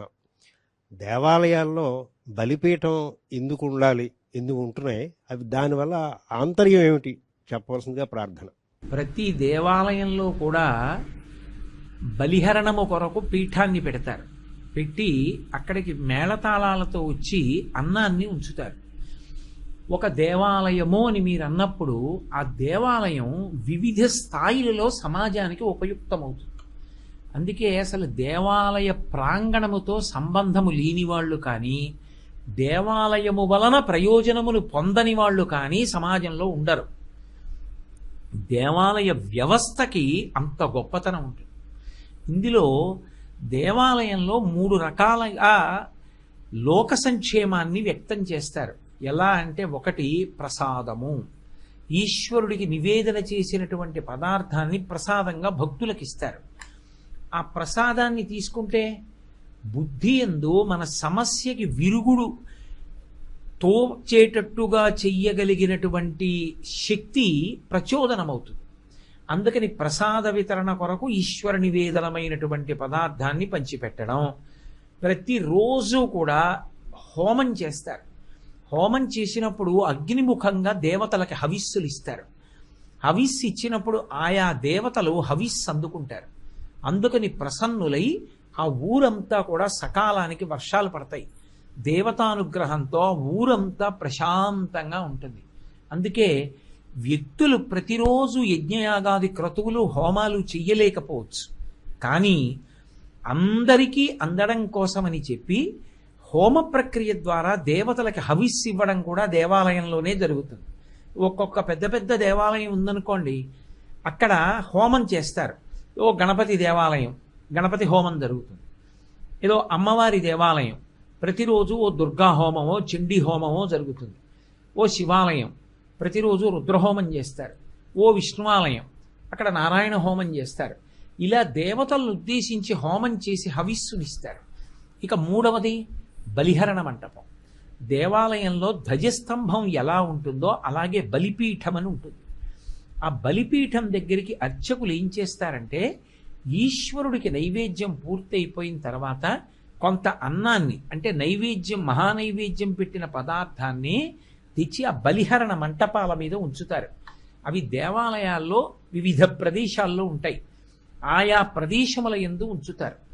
బలిభుక్కులు అంటారు. అవి ఎవరు తినాలి అంటే, అన్నీ ఈశ్వర సృష్టిలో వచ్చినవే. ఉగ్రభూతములు ఉంటాయి, పిశాచాదులు, అవి కూడా తిరుగుతూ ఉంటాయి. వాటికి అన్నం కావాలి, అవి తింటాయి. 2 కాకులు మొదలైనటువంటి పక్షులు ఉంటాయి, అవి తింటాయి. ఒక్కొక్కచో పిల్లుల్లాంటివి తిరుగుతుంటాయి, అవి కూడా తింటాయి. దేవాలయంలో వాటికి స్థానం లేదని లేదు, ఆ పక్షి కూడా అక్కడికి వచ్చి కాస్త 4 మెతుకులు తిని పెడుతుంది. అంటే ఏ మంత్రంతో సంబంధం లేకుండా, దానికి అధికారం ఉన్నదా లేదా అన్న సంబంధం లేకుండా, శౌచము దానికి ఉన్నదా లేదా అన్న సంబంధం లేకుండా, దేవాలయంలోకి అది ప్రవేశించవచ్చా ప్రవేశించకూడదా అన్న సంబంధం లేకుండా, దానివల్ల దేవాలయానికి పవిత్రత తగ్గుతుందన్నా కూడా అది కూడా వచ్చి తినడానికి అమంత్రకంగా, ఏ మంత్రం లేకుండా అది వచ్చి తిని వెళ్ళిపోవడానికి ఎక్కడ పదార్థం పెడతారో దాన్ని బలిహరణ మంటపాలంటారు. అవి వచ్చి తింటాయి. అవి ఏం చేస్తాయి? వచ్చి తిని వెళ్ళిపోవు, అవి అక్కడ కూర్చుంటాయి. ఎవరో భక్తుడు అటుగా ప్రదక్షిణానికి వస్తుంటే ఎగిరి దేవాలయం మీదకో ధ్వజస్తంభం మీదకో పెడతాయి, రెట్టలు వేస్తాయి, అరుస్తాయి, దెబ్బలాడుకుంటాయి, ఏడుస్తాయి. వీటన్నిటి చేత దేవాలయానికి శక్తి తగ్గుతుంది. తగ్గితే కుంభాభిషేకం చేస్తారు మళ్ళీ, తప్ప వాటికి ప్రవేశం లేదని మాత్రం విడిచిపెట్టరు. ఉగ్రభూతాలు కూడా తినడానికి ఏ మంటపం మీద అన్నం పెడతారో దాన్ని బలిహరణ మంటపం అంటారు. దేవాలయంలో మేళతాళాలతో వెళ్ళి పెడతారు దాన్ని అర్చకుడు. ఆంతరంగా బలిహరణ మంటపం ఎందుకు ఉంచుతారంటే, దేవాలయంలోకి వెళ్ళేటప్పుడు ఆ బలిపీఠం మీద ఒక బలి ఇచ్చి లోపలికి వెళ్ళాలి. ఏది బలి ఇవ్వాలి? అరిషడ్వర్గములను బలివ్వాలి. అరి అంటే శత్రువు, షట్ అంటే ఏవి మనని బాధ పెడుతున్నాయో ఆ 6: కామ, క్రోధ, లోభ, మద, మోహ, మాత్సర్యములు. ఈ 6టిని బలిపీఠం మీద విడిచిపెట్టేసేసి దేవాలయంలోకి వెళ్ళాలి. ఈ 6 విడిచిపెట్టి దేవాలయంలోకి వెళ్ళడము అన్న మాటకు అర్థం ఏంటి? అక్కడికి వెళ్ళాక ఈ కారణం చేత దేవాలయంలో నేను నా వెనకవాడి కన్నా నా ముందువాడి కన్నా అధికుణ్ణన్న భావన నీకు కలగరాదు. అందరూ ఎంతో నేను, ఆయన బిడ్డల్లో నేను ఒక బిడ్డని అన్న భావనతో లోపలికి వెడతారు. దేవాలయమే ప్రత్యేకంగా ఆహ్వానించి లోపలికి తీసుకెడితే పూర్ణకుంభం పెట్టి తీసుకెడతారు, అది వేరు.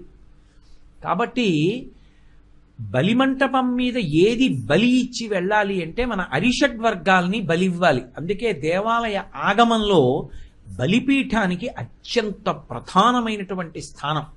శైవాగమంలో శివాలయం ఉంటే ఆ ఆలయంలో శివలింగం ఉన్న ఆలయం ఉన్నటువంటి గోపురానికి స్థూలలింగము అని పేరు. పైకి గోపురం వంక చూస్తే చాలు శివుడి యొక్క 8వ వంతు దర్శనం అయిపోయిన ఫలితాన్ని ఇస్తారు. అంటే దర్శన ఫలితంలో 8వ వంతు ఇస్తారు. మూలలింగం అంటారు. ఆలయం లోపల ఉన్నటువంటి లింగం. ఆ లింగాన్ని చూస్తే సూక్ష్మలింగం అంటారు. అప్పుడు ఆలయ దర్శనంలో 8వ వంతు ఫలితాన్ని సూక్ష్మలింగ దర్శనం చేసి ఇస్తారు. ఇక ఆ పైన ఉన్నటువంటి స్థూలలింగము, ఆలయంలో ఉన్నటువంటి సూక్ష్మలింగము కాకుండా 3వది ఉంటుంది, దాన్ని భద్రలింగం అంటారు. భద్రలింగం ఏది అంటే బలిహరణ మంటపం. అంటే దాని ఉద్దేశ్యం ఏమిటంటే, అది నాకెందుకని విడిచిపెట్టి వెళ్ళవలసింది కాదు. నువ్వు అక్కడ ఒక నమస్కారం చెయ్యాలి, ఆగి చేసి మనసులో ఏ విధమైనటువంటి రాగద్వేషాలకి తావు లేకుండా అరిషడ్వర్గములను అక్కడ విడిచిపెట్టేసి నువ్వు దేవాలయంలోకి వెళ్ళాలి. అంటే దేవాలయంలోకి వెళ్ళి దెబ్బలాడ్డం కానీ, అక్కడికి వెళ్ళి గట్టిగా అరవడం కానీ దేనివల్ల వస్తుంది? నాకేదో కోరిక ఉంది, ఆ కోరిక తీరకపోతే ఇంక అక్కడి నుంచి కోపం. వెళ్ళిన వాడు ఊరుకుంటాడా? లోపలికి వెళ్ళి నాకు ఓ అరటిపండు ఇద్దరు అంటాడు. అలా ఇవ్వకూడదండి, బయట ప్రసాదం ఇస్తున్నారు, దెబ్బలాడతాడు. ఒక్కొక్కడు ఏమన్నా ఓ తులసి దళం ఇస్తారేంటి అంటాడు. ఇంకా చమత్కారంగా ఉంటుంది. ఇది నేను ఇచ్చిన కాయ కాదండి, నాది పెద్ద కొబ్బరికాయ అంటాడు. నేను చూశా కొన్ని దేవాలయాలు. ఇవన్నీ కామం. కామానికి చెల్లెలు క్రోధం, అది తీరలేదు కాబట్టి కోపం. ఇహ కోపం వస్తే ఒళ్ళు తెలియదు, ఇంకా అక్కడి నుంచి దేవాలయంలోనే అరుపులు కేకలం. లోభం, అక్కడికి వెళ్ళి నీ జీవుడు తరించడానికి నువ్వు ఇస్తున్నావు. ఇక్కడ నువ్వు దాచుకున్నది నీ వెంట రాదు, అక్కడ నువ్వు ఇచ్చినది నీ జీవుణ్ణి తరింపచేయడానికి నీ వెంట వస్తుంది. అక్కడ ఇవ్వవలసిన చోట లోభమంతా ప్రదర్శిస్తాడు. అప్పుడే అదో శత్రువు. మదం, నేను ఇంత బలం ఉన్నవాణ్ణి, నాకింత అధికారం ఉంది, నేనింత గొప్పవాణ్ణి, ఏదో మనసులో ఒక భావన పెట్టుకుని ఎడతాడు. మోహం అంటే దేని మీదో ఆసక్తి, ఆ ఆసక్తి పెట్టుకుని ఉంటాడు. మాత్సర్యం, ఎవరి పట్ల భేదభావన, అందుకని లోపల పక్షపాత బుద్ధి. అందుకని అసలు చెప్పింది నిండు హృదయంతో వినడం, చూస్తున్నదాన్ని నిండు హృదయంతో చూడడం. ఎవరినో చూసేటప్పటికి పైకి మాట్లాడుతూ ఉంటాడు కానీ లోపల మాత్రం అబ్బే మనకు పడదండి అనుకుంటూ ఉంటాడు. ఇది మాత్సర్యం. ఇది ఉండగా నీకు ఈశ్వర దర్శనం మనసు నిండా జరగదు. ఇవి ప్రతిబంధకాలు. ఈ ప్రతిబంధకాలు తొలగిపోతే తప్ప నీ మనసు నిండు హృదయంగా.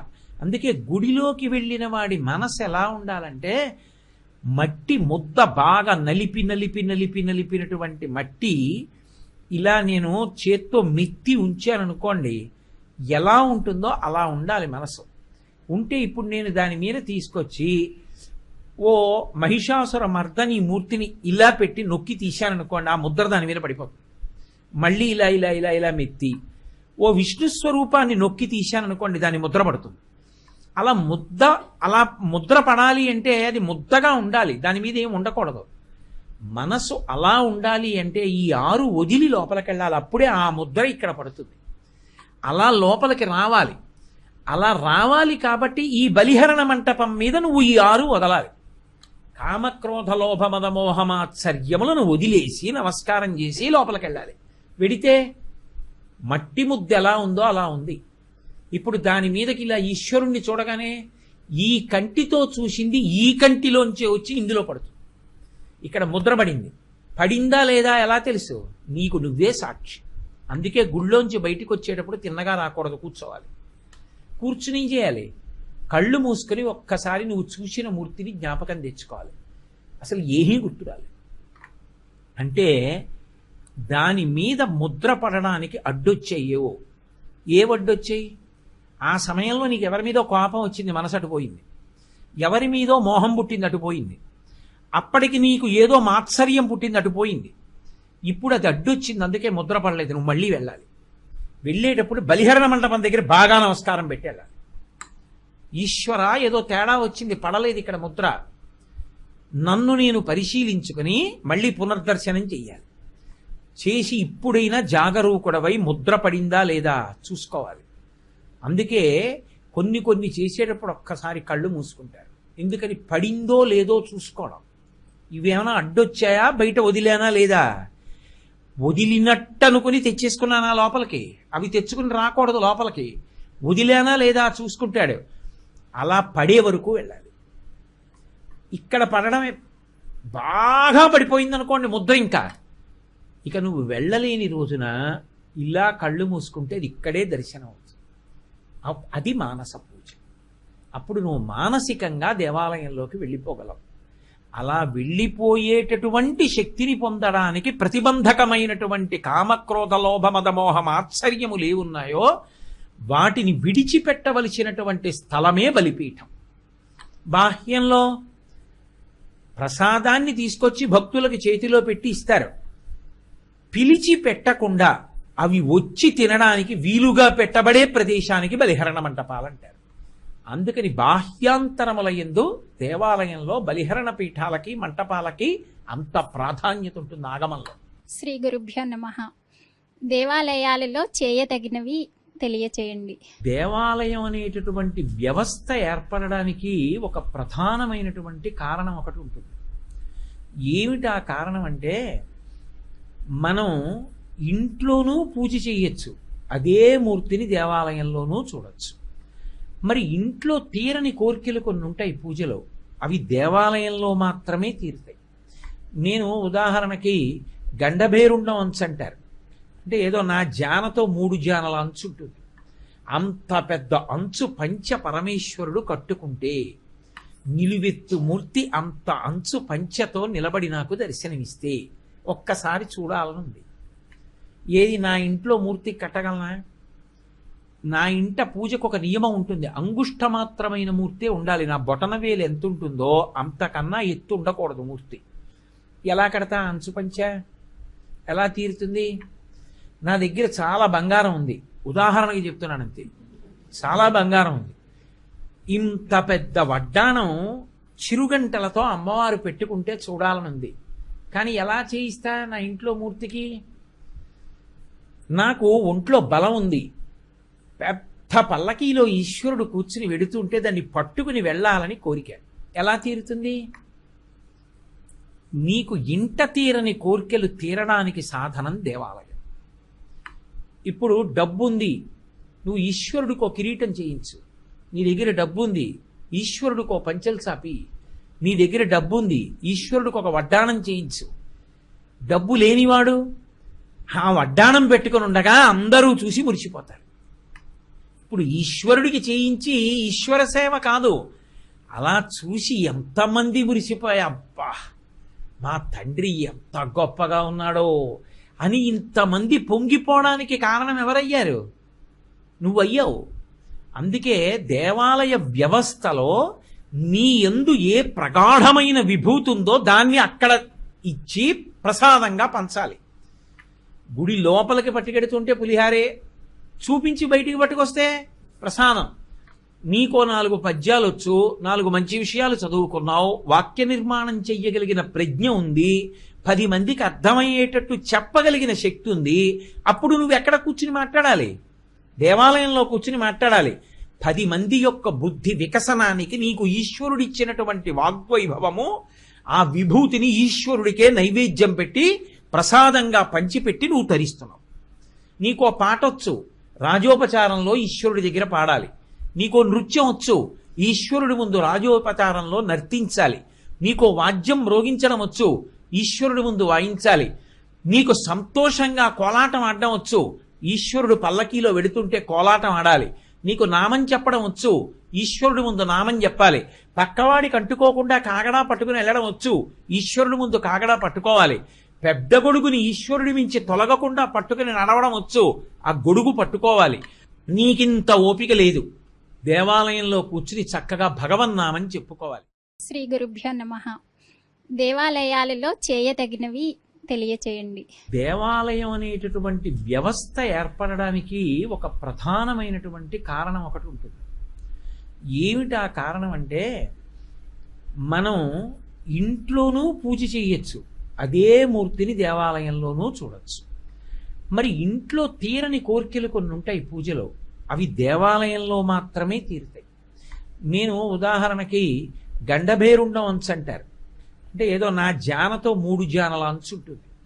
అంత పెద్ద అంచు పంచ పరమేశ్వరుడు కట్టుకుంటే నిలువెత్తు మూర్తి అంత అంచు పంచతో నిలబడి నాకు దర్శనమిస్తే ఒక్కసారి చూడాలనుంది.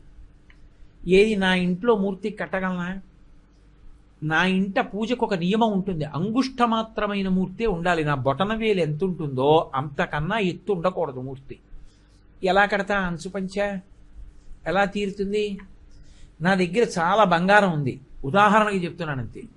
చాలా బంగారం ఉంది, ఇంత పెద్ద వడ్డాణం చిరుగంటలతో అమ్మవారు పెట్టుకుంటే చూడాలనుంది. కానీ ఎలా చేయిస్తా నా ఇంట్లో మూర్తికి? నాకు ఒంట్లో బలం ఉంది, పెద్ద పల్లకీలో ఈశ్వరుడు కూర్చుని వెడుతుంటే దాన్ని పట్టుకుని వెళ్ళాలని కోరిక. ఎలా తీరుతుంది?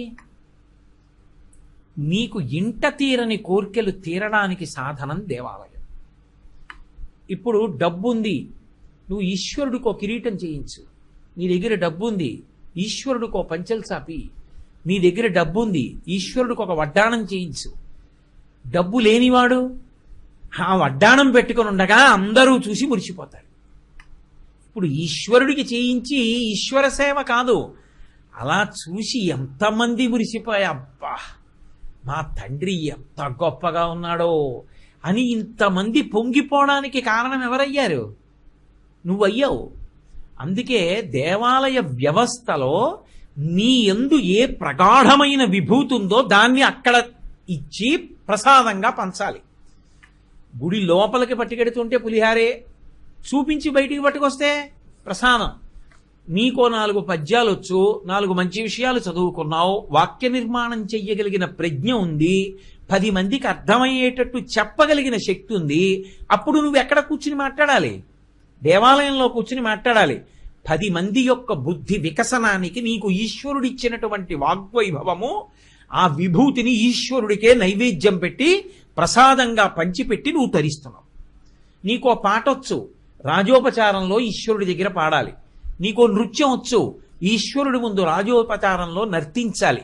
నీకో వాద్యం మ్రోగించడం వచ్చు, ఈశ్వరుడి ముందు వాయించాలి. నీకు సంతోషంగా కోలాటం ఆడడం వచ్చు, ఈశ్వరుడు పల్లకీలో వెడుతుంటే కోలాటం ఆడాలి. నీకు నామం చెప్పడం వచ్చు, ఈశ్వరుడి ముందు నామం చెప్పాలి. పక్కవాడికి అంటుకోకుండా కాగడా పట్టుకుని వెళ్ళడం వచ్చు, ఈశ్వరుడి ముందు కాగడా పట్టుకోవాలి. పెద్ద గొడుగుని ఈశ్వరుడి మించి తొలగకుండా పట్టుకుని నడవడం వచ్చు, ఆ గొడుగు పట్టుకోవాలి. అక్కడికి వెళ్ళి ఆవలిస్తూ సగం నిద్రపోతూ కూర్చోకుండా ఉంటే చాలు. ఆయన యందు మనసు పెట్టి జరుగుతున్నటువంటి విషయం మీద దృష్టి పెట్టగలిగితే చాలు. దేవాలయానికి వెళ్ళి ప్రదక్షిణం చెయ్యి, నమస్కారం చెయ్యి, ప్రసాదాన్ని స్వీకరించు, నీకు ఓపిక ఉంది, భక్తుల్ని ఒక క్రమంలో పంపించు. నీకు ఓపిక ఉంది, దేవాలయాన్ని తుడు. నా ఇంటిని నేను తుడుచుకున్నాను అనుకోండి, నా భార్యకి అది చిన్నతనం. ఏమిటో పాపం కోటేశ్వరరావు రోజు పొద్దున్న ఆయన తుడుచుకుంటాడండి ఇల్లు అంటారు. నేను భగవత్ సేవ చెయ్యాలని ఉంది. మీరు తుడవడం ఏమిటంటే, నేనున్నది ఎందుకు? దాని ధర్మానికి నేను అడ్డు రాకూడదు, అది తుడిచిపెడుతుంది. కానీ నాకు తుడవాలని ఉంది ఈశ్వరుడి గుడి. ఎలా? చక్కగా వెళ్ళి ఈశ్వరుడి యొక్క దేవాలయాన్ని తుడు. అది కదూ తిరుమల తిరుపతి దేవస్థానం మన గుడి అని ఏడాదికి ఒకసారో 2 సార్లు చేయించి అలవాటు చేస్తోంది. కాబట్టి దేవాలయాన్ని తుడవండి. మీకు ఓపిక ఉంది, ఏమండి నేను 2 రోజులకు ఒకసారి వస్తాను, ఈశ్వర దేవాలయంలో వాడినటువంటి పాత్ర సామానంతా మధ్యాహ్నం బయట పెట్టి వెళ్ళండి, శుభ్రంగా చింతపండు పెట్టి తోమేసి కడిగేసి బోర్లించి వెళ్ళిపోతారు. ధగధగలాడుతున్న పాత్ర సామాను మళ్ళీ ఈశ్వరుడికి వాడండి. నాకు ఓపిక ఉంది, ఈశ్వరుడికి కట్టి విప్పినటువంటి బట్టలు ఉతికి ఆరేసి తిరిగి ఇచ్చేస్తారు. ఒక్కొక్క దేవాలయాన్ని నమ్ముకొని ఆ దేవాలయానికి అవసరమైనటువంటి సేవ ఏదో ఒకటి చేస్తారు. అందుకే మన ఇంట మనం పండగ చేసుకునేటప్పుడు ఇల్లు తుడుచుకుని కడుక్కునే ముందు దగ్గరున్న దేవాలయంలో చేసి మన ఇంట్లో చేసుకోవాలి. దేవీ నవరాత్రులు వస్తున్నాయి అంటే మన ఇల్లు తుడుచుకోవడానికి ముందు దేవాలయాన్ని తుడవాలి, మన ఇల్లు కడగడానికి ముందు దేవాలయాన్ని కడగాలి. అలా చేసి తరిస్తాడు. ఏ చిన్న విభూతి ఉండనివ్వండి, దేవాలయానికి అర్పణ చేసి తరిస్తాడు. నీకు ఏమీ పని లేదు, 2 గంటలు ఖాళీగా ఉన్నావు, రోజు దేవాలయంలో వెళ్ళి కూర్చుని 2 గంటలు ఏమైనా చదువుకో. చక్కగా 2 గంటల సమయంలో దేవాలయం దగ్గర ఉన్నటువంటి మొక్కలకి నీళ్లు పోసి పెంచి పెద్ద చెయ్యి, వాటికి కుదుర్లు కట్టు. అక్కడ గోవులుంటే గోవులకి సేవ చేయి. ఆ గోశాల తుడు, గోశాల కడుగు, గోశాలలో ముగ్గులు వేయి, ఆవుల్ని తుడు, ఆవులకి పసుపు రాయి, ఆవుకి కాస్త బొట్టు పెట్టు. ఎక్కడైనా గ్రాసం కనపడితే కోసి పట్టుకొచ్చి ఆవుకి వేయి. పితృదేవతలు కూడా సంతోషిస్తారు. నీకు ఖాళీ సమయం ఉంది, దేవాలయంతో అనుబంధం పెట్టుకో. నీ ఇంటితో నీకు ఎలా అనుబంధమో ఒక గుడితో అలా అనుబంధం. సాయంకాలం అయింది, దేవాలయానికి పోయి ఏదో ఒక సేవ, కాసేపు ఈశ్వర దేవాలయంలో సేవ చేయడం, కాసేపు చదువుకోవడం, ప్రదక్షిణాలు చేయడం, నమస్కారం చేసుకోవడం, పాట పాడడం, నృత్యం చేయడం, వాద్యం మ్రోగించడం, కోలాటం ఆడడం, పల్లకి పట్టుకోవడం, వాహనాలు తుడవడం, బూజులు దులపడం, దేవాలయం తుడవడం, దీపపు సమ్మెలు సిద్ధం చేయడం. ఒక్కొక్క చో ఏం చేస్తారంటే, ఒక్కొక్క ఊళ్ళో ఆలయం ఐశ్వర్యప్రదమైతే ఉత్సవాలు జరుగుతున్నప్పుడు ఏం చేస్తారంటే ఆలయంలో నిద్ర చేస్తారు. నిద్ర చేసి ఎందుకని అనేకమైన సామాన్లు బయట పెడతారు. ఎవరి గొడవ వాడిది. అందుకే ఆలయంలో నిద్రన్నా చేస్తారు, లేకపోతే రాత్రి ఆలయానికి కాపు కాస్తారు. అయ్యా పాడ్యమి నాడు నేను కాపలా ఉంటా, నేను నా మిత్రుడు, ఆ రోజు రాత్రి పడుకోరు, అది జాగరణ. ఆలయంలో కాపు కాసి ఎక్కడెక్కడ ఏ వస్తువులున్నా ఏమీ ఇబ్బంది రాకుండా ఆలయ ప్రాంగణం అంతా తిరుగుతూ ఉంటారు. దానివల్ల ఆలయాన్ని రక్షించడానికి ఒక నిద్ర వదిలేశావు, ఈశ్వరుడు మర్చిపోతాడు అనుకుంటున్నావా? గుర్తు పెట్టుకుని కాపాడతాడు.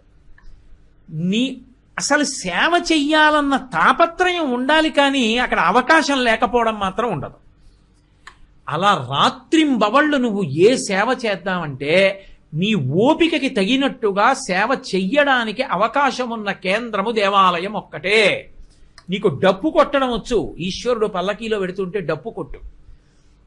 నీకు సన్నాయి ఊదడం వచ్చు, సన్నాయి ఊదు.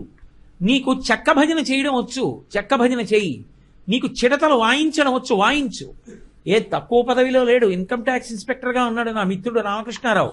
భజన జరుగుతుంటే ఎంత అందంగా ఆ చిడతలు వేస్తుంటాడు, ఎంత అందంగా శేషు డప్పు వాయిస్తాడు, ఎంత అందంగా భజన చేస్తున్నారు. నువ్వు ఏం చేయగలవో అది చెయ్యి. నేనేం చేస్తానండి అన్న మాట అనకు. ఏదైనా చెయ్యొచ్చు దేవాలయంలో, కానీ అసలు దేవాలయంతో ఒక అనుబంధం ఉండాలి. నా ఇంటికి వెళ్లకుండా నేను ఎలా ఉండలేను, అలా ఏదో ఒక దేవాలయంతో నాకు అనుబంధం ఉండాలి.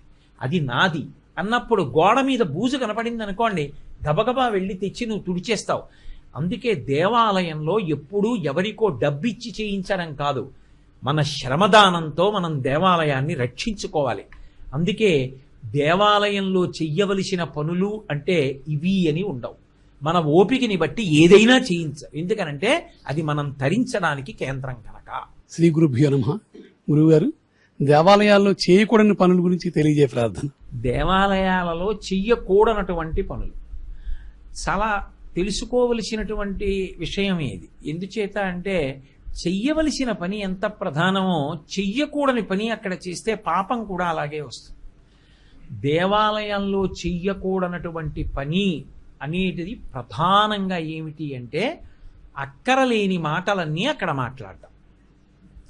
దేవాలయంలోకి వెళ్ళి ఏమీ మాట్లాడకుండా మౌనంగా కూర్చో, మంచిది.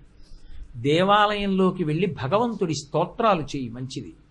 కానీ దేవాలయంలోకి వెళ్ళి లౌకిక ప్రసంగాలు చేయడం, వాడి మీద చాడీలు, వీడి మీద చాడీలు, అక్కడే కూర్చుని అక్కర్లేనటువంటి ప్రసంగాలు, సెల్ ఫోన్ పట్టుకుని అక్కడ గట్టిగా మాట్లాడడం, అక్కడికి వెళ్ళి లోపల ఉన్నటువంటి అరిషడ్వర్గాల్ని బయట పెట్టడం, తోటి భక్తులకు ఇబ్బంది కలిగేటట్టుగా ప్రవర్తించడం, వాళ్ళ మనస్సుల్లో కూడా రజోగుణం కలిగేటట్టుగా చెయ్యకూడనటువంటి పనులు చెయ్యడం, ఎటువంటి పవిత్రమైన వస్త్రములను ధరించి దేవాలయంలోకి ప్రవేశించాలో ఆ నియమాలు పాటించకుండా అర్ధరహితమైనటువంటి వస్త్రధారణ చేసి దేవాలయాల్లోకి ప్రవేశం చెయ్యడం, నియమం ఏది పాటించాలో అది పాటించకపోవడం, శౌచము లేకుండా స్నానాదులు లేకుండా దేవాలయాలలోకి ప్రవేశించడం, బొట్టు పెట్టుకోకుండా దేవాలయంలోకి వెళ్ళడం, దేవాలయంలోకి వెళ్ళినప్పుడు కనీసం చేతిలో ఒక్క పండైనా పట్టుకుని వెళ్ళకపోవడం, అథవా ఓ ప్రదక్షిణం చెయ్యకుండా అక్కడ గబ్బ గబ్బ గబ్బ గబ్బ నడుస్తూ తిన్నగా మూలమూర్తి దగ్గరికి వెళ్ళిపోవడం, దేవాలయంలో ఉండేటటువంటి గోడలకి స్తంభాలకి వీపు ఆంచి కూర్చోవడం. ఎందుచేత అంటే దేవాలయంలో ఉన్నటువంటి ప్రతి ఇటక జ్ఞాపకం పెట్టుకోండి, మహాతపస్సు చేసి ఈశ్వరా నేను నీ సన్నిధానంలో ఉండాలి అని కోరుకున్న భక్తులు దేవాలయాలలో స్తంభాలుగా గడపలుగా గోడలుగా వస్తారు. ఇప్పటికీ మనకి వెంకటాచలంలో కులశేఖర ఆళ్వార్ పడి అంటారు. వెంకటేశ్వర స్వామి ఎదురుగుండా ఉండేటటువంటి మొదటి గడప ఆళ్వారులలో ఒకటైన కులశేఖర ఆళ్వార్. నేను ఎప్పుడూ నిన్ను చూడాలి, నా మించి భక్తుల దాటినప్పుడు వాళ్ళ పద రజస్సు నా మీద పడాలని కోరుకున్న మహాత్ములు దేవాలయంలో గోడలవుతారు, ఇటకలవుతారు, స్తంభాలవుతారు. అక్కడికొచ్చి వాటికి వీపు ఆంచి కూర్చోవడం, అక్కడికొచ్చి కాళ్ళు చాపడం, అక్కడికొచ్చి ఆవలించడం, అక్కడికొచ్చి లౌకిక ప్రసంగాలు చేయడం, బయట నుంచి తెచ్చుకున్నటువంటి పదార్థాలన్నీ దేవాలయాల్లో కూర్చుని తినడం, దేవాలయాల యొక్క పవిత్రతకి భంగం కలిగేటట్టుగా ప్రవర్తించడం, ఇవేవీ కూడా దేవాలయంలో చెయ్యకూడదు. మీరొక్కటి జ్ఞాపకం పెట్టుకోండి, ఆ ఒక్క సూత్రాన్ని గుర్తుపెట్టుకుంటే చాలు. దేవాలయం దేని కొరకు నిర్దేశింపబడిందో దానికి వ్యతిరేకమైన పని దేవాలయమునందు జరగరాదు. తనకి ఏమొచ్చు అన్నది చూడడు భక్తుడు, తనకి వచ్చిన దాన్ని ఈశ్వరుడికి సమర్పించి సంతోషపడిపోతూ ఉంటాడు. ఏమీ రాదు ఒకడికి, కానీ గోవిందనామం చెప్తూ గోవిందా హరి గోవిందా ఏడుకొండల గోవిందా వెంకటరమణ గోవిందా అని చిందులేసి సంతోషపడిపోయి వెళ్ళిపోతాడు. నీకు మనసు ఉంటే వాడికి నమస్కారం చేయి, ఓ చిరునవ్వు నవ్వు. అంతేకాని కేవలం అక్కడికి వెళ్ళి ఎగతాళి చేయడానికి, అటువంటి వాళ్ళని వెటకారాలాడడానికి, భగవద్విరోధమైనటువంటి మాటలు నేర్పడానికి, భగవంతుని యందు విశ్వాసం తరిగిపోయేటటువంటి మాటలు చెప్పడానికి, అనాచారంతో అవైదికమైనటువంటి ఆరాధనలు అటువంటి పనులు చేయడానికి దేవాలయాలను కేంద్రములుగా వాడరాదు. దాని చేత ఎవరు పాడైపోతారంటే మనమే పాడైపోతాం. కాబట్టి దేవాలయంలో చెయ్యకూడని పనులు అంటే వీటిని ప్రధానంగా మనసులో పెట్టుకుని ప్రవర్తించవలసి ఉంటుంది. శ్రీ గురుభ్యో నమః. గురుగారు, పుట్టినరోజు నాడు ఏమేమి పనులు చేయాలి? కాల విభాగంలో తప్పకుండా గుర్తు పెట్టుకుని తాను జరుపుకోవలసినటువంటివి కొన్ని ఉంటాయి. అందులో పుట్టినరోజు ఒకటి. నేను నా పుట్టినరోజు చేసుకోనండి అనకూడదు. నేను మీతో ఇంతకుముందు మనవి చేసి ఉన్నాను. తన పుట్టినరోజు తాను చక్కగా జరుపుకోవాలి. ఆ జరుపుకోవడానికి శాస్త్రం ఒక విధిని నిర్ణయించి, పుట్టినరోజుని ఎలా పడితే అలా జరుపుకోకూడదు.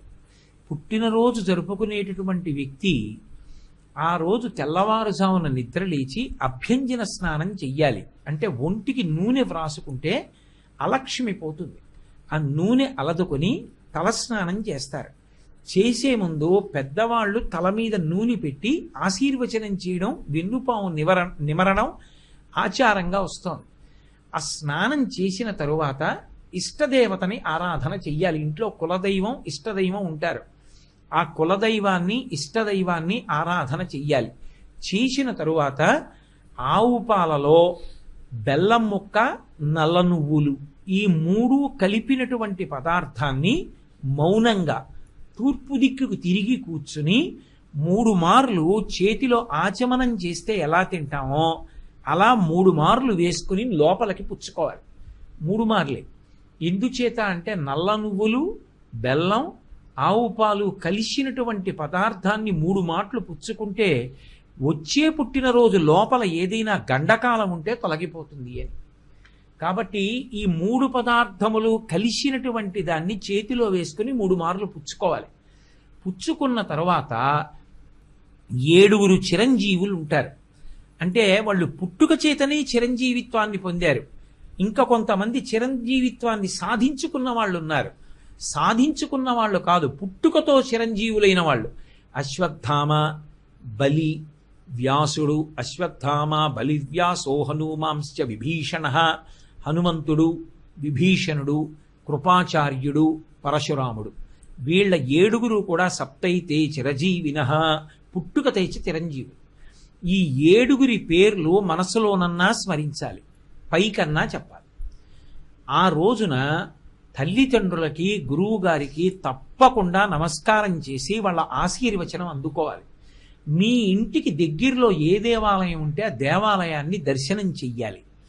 చక్కగా మృష్ణాన్న భోజనం చెయ్యవచ్చు. రాత్రి మాత్రం బ్రహ్మచర్యాన్ని పాటించాలి. పుట్టినరోజున బ్రహ్మచర్య దీక్షకి విరుద్ధమైనటువంటి సాంసారికమైన కార్యక్రమాల్ని నిర్వహించకూడదు. అలా ఉంటే ఆ రోజు పుట్టినరోజుని సక్రమంగా చేసుకున్నాడు అని చెప్తారు. తన శక్తి కొలది దాన ధర్మాలు నిర్వహించాలి. తనకి ఐశ్వర్యం ఉందా దానం చేస్తాడు. తనకి ఐశ్వర్యం లేదు, గోగ్రాసం అంటారు. చేతి నిండా కాసిని పచ్చగడ్డి పరకలు పట్టుకెళ్ళి ఒక ఆవుకి తినిపించి ప్రదక్షిణం చేసి నమస్కరిస్తే చాలు. ఇవి పుట్టినరోజు నాడు తప్పకుండా జ్ఞాపకం పెట్టుకుని చెయ్యవలసినటువంటి విషయాలు. వీటికి విరుద్ధంగా పుట్టినరోజుని మాత్రం చేసుకోకూడదు. అది కేవలం ఏదో సరదా కోసం, వినోదం కోసం చేసుకునేది కాదు. అది ఆయుర్దాయ సంబంధమైనటువంటిది. ఆ రోజు దీపం చాలా ప్రధానం. పొరపాటున కూడా అక్కర్లేని విషయాలు పిల్లలకి నేర్పితే అవే విశృంఖలత్వాన్ని పొందుతాయి. రేపు పొద్దున్న ఎన్నో 7 పుట్టినరోజు చేసుకుంటున్నాడో అన్ని కొవ్వొత్తులో, అన్ని దీపాలో వెలిగించడం, ఉఫ్ఫని ఊత్తు దీపాలు ఆర్పేయడం పరమ అమంగళప్రదమైనటువంటి విషయం. దీపాలు ఆర్పి చేతితో కత్తి పట్టుకుని ఏదో నిన్న రాత్రో మొన్న రాత్రో తయారు చేసిన ఒక పదార్థం, ఎవడు చేసిన ఆశీర్వచనమో అర్థం కాదు, రంగురంగులుగా వ్రాసిన హ్యాపీ బర్త్డే, అర్థం లేకుండా అందరూ నిలబడి చేస్తున్న తప్పట్లు, వీటి మధ్యలో కత్తితో కోసి నిర్లజ్జగా భార్య నోట్లో సభాముఖంగా పెట్టడం, ఇలాంటి పిచ్చ పనులు చేయమని శాస్త్రాల్లో లేవు. దీపాన్ని గౌరవించు, దీపం వెలిగించు. దీపం దగ్గర మట్టు మీద ఓ అక్షతలో పువ్వో వేసి నమస్కారం చెయ్యి. అది నీ ఇంట కాంతి నింపుతుంది, నీ జీవితాన్ని నిలబెడుతుంది. గురువు గారికి నమస్కారం చేయి, తల్లిదండ్రులకు నమస్కారం చేయి, పెద్దలకి నమస్కారం చేయి. వాళ్ళ నోటితో వాళ్ళు ఆశీర్వదించాలి. శతమానం భవతి శతాయు పురుషస్యతేంద్రియ ఆయుష్దేవేంద్రియే ప్రతిష్టతి అని. చక్కగా అలా దేవాలయానికి వెళ్ళి నీ పేరు మీద పూజ చేయించుకో, ఈశ్వరుడి అర్చన చేయి. అపమృత్యు దోషం కబళించకుండా ఉండడానికి నల్ల నువ్వులు, బెల్లం, పాలు, ఆవు పాలతో కలిసినటువంటి పదార్థాన్ని 3 మాటలు స్వీకరించు. సప్త చిరజీవుల పేర్లు మనసులో స్మరించడం లేదా పైకి చెప్పడం. ఒకవేళ నీకు చేత కాకపోతే కనీసం అది గుర్తున్న వాళ్ళతో ఎవరితోటో అనుబంధం ఉండాలి, వాళ్ళని సంప్రదించైనా చెప్పు. లేదా కనీసం వ్రాసుకో. అక్కర్లేని విషయాలు ఎన్నో వ్రాసుకుంటాం. వ్రాసుకుని జ్ఞాపకం పెట్టుకుని నీ పుట్టినరోజు నాడు, నీ ఇంట్లో వాళ్ళ పుట్టినరోజు నాడు ఆ 7 పేర్లు చెప్పుకోవాలి. అది పుట్టినరోజు చేసుకునేటటువంటి విధానం. కలియుగంలో అనుకూలాంశం ఉంటుందా? వివరించ ప్రార్థన. కలియుగంలో అనుకూలమైన అంశాలు కూడా ఉంటాయా? అది ఆయన ప్రశ్న. సాధారణంగా మనం ఏం చెప్తామంటే కలియుగము అనేటప్పటికీ పాపభూయిష్టమై ఉంటుంది, పాపమునందు మనసు అనురక్తమయ్యేటట్టుగా కలిపురుషుడు చేస్తూ ఉంటాడు, పుణ్యమునందు అనురక్తము కానివ్వడు అని. మీరు దీనికి సమాధానం చెప్పే ముందు ఒక్క విషయాన్ని మీరు జాగ్రత్తగా ఆలోచించండి. పరీక్షిన్ మహారాజు పరమశక్తివంతుడు, అపారమైనటువంటి పరాక్రమం ఉన్నవాడు. అంత పరాక్రమం ఉన్నవాడు కలిపురుషుణ్ణి చూశాడు. ఎవడు ఉద్ధతితో ప్రవర్తిస్తున్నాడో ఆయన్ని చూశాడు. చూసినవాడు ఈ కలిపురుషుడు ఉంటే ప్రజలు పాడైపోతారు అనుకుని ఉండుంటే ఆ కలిపురుషుణ్ణి పరీక్షిత్తు వెంటనే సంహరించవచ్చు. కానీ వదిలిపెట్టేశాడు. కలిపురుషుణ్ణి పరీక్షిత్తు విడిచిపెట్టాడు. పరమధర్మాత్ముడైన పరీక్షిత్తే కలికి అవకాశం ఇచ్చాడు అంటే అందులో ఏదో అనుకూలమైన అంశం ఉంది. కలియుగంలో అత్యంత అనుకూలమైన అంశం ఏది అంటే మీరు త్రికరణ శుద్ధిగా భగవత్ సంబంధమైన లేదా లోకోపకారమైనటువంటి సంకల్పం చేస్తే ఈశ్వరుడు అది మీరు చేసినట్టుగా ఖాతాలో వేస్తాడు. మిగిలిన యుగాలలో అది కుదరదు. నేను ఒక 7 రోజులు మౌన దీక్ష చేస్తే బాగుండదు. ఇలా అస్తమానం మాట్లాడకుండా ఒక 7 రోజుల పాటు నేను ఏమీ మాట్లాడకుండా మౌనంలో ఉంటే ఎంత బాగుండునో అని ఏదో నోటి మాటగా అనడం కాదు, త్రికరణ శుద్ధిగా నేను అలా వాంఛించాననుకోండి, నేను 7 రోజులు మౌన దీక్ష చేశాను అని పరమేశ్వరుడు నా ఖాతాలో వేస్తాడు. కలియుగంలో ఉండేటటువంటి ఆనుకూల్యత కలిగిన అంశాలలో ఇది ప్రధానమైంది. త్రికరణ శుద్ధితో మీరు ఏదైనా కోరుకుంటే అది మీరు చేశారు అని ఈశ్వరుడు ఖాతాలో వేస్తాడు. 2 కలవు నామ సంకీర్తన. కలియుగంలో మీరు ఎంత పూజ చేశారు అన్న క్లిష్టతతో కూడుకున్న విషయాల కన్నా భగవంతుని యొక్క నామాన్ని ప్రేమతో సంకీర్తనం చేస్తే చాలు, ఆయన అత్యధికమైనటువంటి ఫలితాన్ని ఇస్తాడు. అందుకే మీరు ఎప్పుడైనా కూడా ఒక విషయాన్ని గమనించండి. మీరు ఒక్కరూ కూర్చుని ఒక నామం చెప్పుకున్నారనుకోండి, ఎప్పుడూ తప్పు కాదు. నేను దాన్ని నిరుత్సాహపరచట్లేదు, దాన్ని విమర్శించట్లేదు, అది తప్పని చెప్పట్లేదు. నేను కూర్చుని విష్ణు సహస్రనామ స్తోత్రం చదువుకున్నాను అనుకోండి, నాలో పెద్ద ఉద్వేగం పొందే అవకాశం ఏమి ఉండదు. అదే నేను ఒక భజన మండలికి వెళ్ళి భజన చేస్తున్నాను అనుకోండి, చేస్తున్నప్పుడు వాళ్ళు ముందు జై జయ శంకర హర హర శంకర, జై జయ శంకర హర హర శంకర అని మొదలు పెడతారు. మొదలుపెట్టి మంచి వేగం అందేసుకుంటుంది. జై జయ శంకర హర హర శంకర, జై జయ శంకర హర హర శంకర, హర హర శంకర జై జయ శంకర, అలా చెప్పి మంచి ఉద్వేగం పొందేసి ఇలా చప్పట్లు తెరిచి చేతులన్నీ తిమ్మిర్లెక్కిపోతాయి.